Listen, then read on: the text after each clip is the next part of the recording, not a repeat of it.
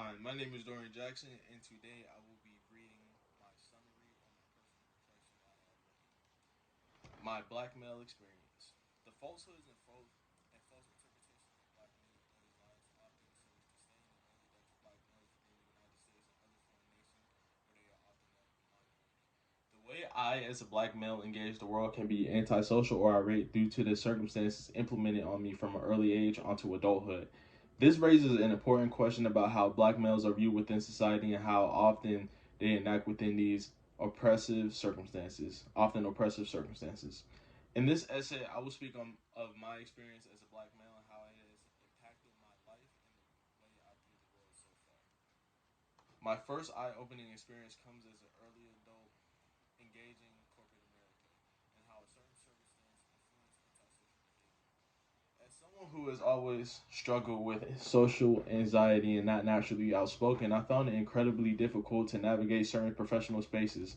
It still sends shivers down my spine when I was engaging in a conversation with my employer with what seemed like a normal conversation at the time until it transpired into an unpredicted remark about my penis size, which felt as though a bridge collapsed within my chest. As I heard that uncomfortable comment in which my employer had said, my face flushed with an expression of embarrassment, anger, and confusion. My mind scrambled to respond, but all I could do was smile. The tension in my chest palpable, like a knot that tightened with every passing second. I politely shut down the conversation, my voice shaky but firm, refusing to show any feebleness. On the outside, I looked as if I was not fazed by what he had said, but on the inside, I was exhausted, tired of the constant strain of having to perform to navigate this world that seemed so foreign to who I was. As it was not just the casual comments that wore me down, though, it was the relentless pressure of the job itself. My eating habits were poor at the time. The ramifications of meeting 10-hour work days at the time, focused on school, really affected my mental health, and I still feel the effects of it today. This showed me a reflection of how subconsciously I used to view my body as a black male. Seeing through the eyes of society, I felt as though I was just a brute whose only purpose was sexual satisfaction and anatomical needs for labor and entertainment. My second experience comes during the pandemic of the George Floyd riots.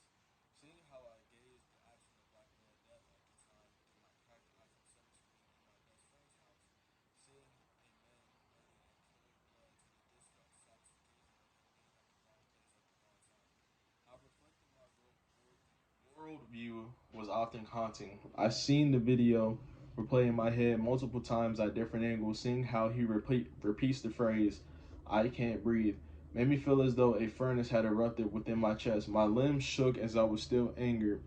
I truly cannot fathom how another black man lost his life on camera and how desensitized the world had become to seeing an innocent life taken.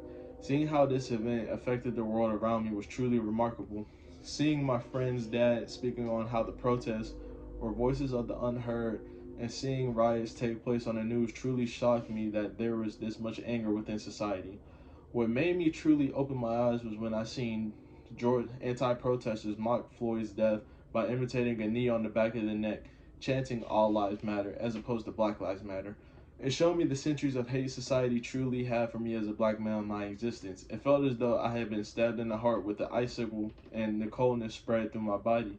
I truly felt at the time that as a black male, I could truly never live as my true self within society.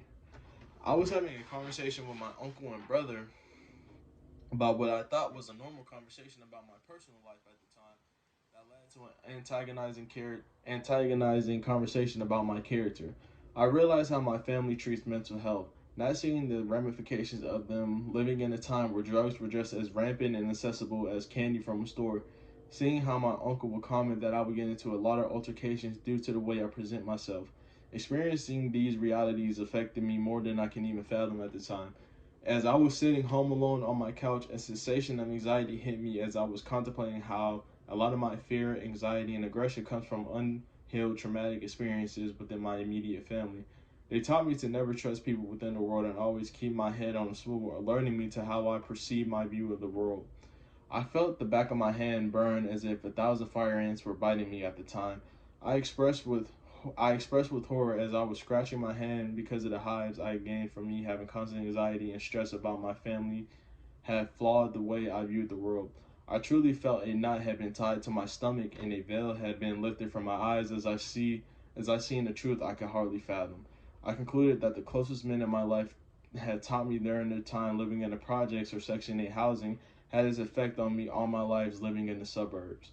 I had taken a few deep breaths and talked with people I truly trusted as I could not express these thoughts with my immediate family out of fear and anxiety. I truly felt a relief and a sense of peace knowing that I was not being defiant or going crazy, disassociating myself with my family's viewpoints as I had talked to other trusted extended family members and friends. It truly showed me that generational trauma is something you do not pass on, but you must break. I am self conscious about being a black man, being seen as aggressive and violent, all the things presented by black men, how I was rejected and put myself in a space that was not healthy with how I expressed myself. I seen myself as being violent due to me seeing how gracefully innocence could become guilty because of being at the wrong place at the wrong time. I often view myself as aggressive due to my family members commenting that I was not man enough due to me not expressing myself in the image they viewed me as, shrinking myself to meet the standards of others instead of my own individual interests, objectifying myself as per how others talked about my body, making me self-conscious about my own bodily image. These three moments helped me conclude that I often set myself to the standards of others when I needed to put myself around the right individuals to healthily express myself. I see myself as creating the image I envision for myself, seeing myself as a black man expressing myself in a healthy manner that does not harm me or any of the people around me. Thank you for watching.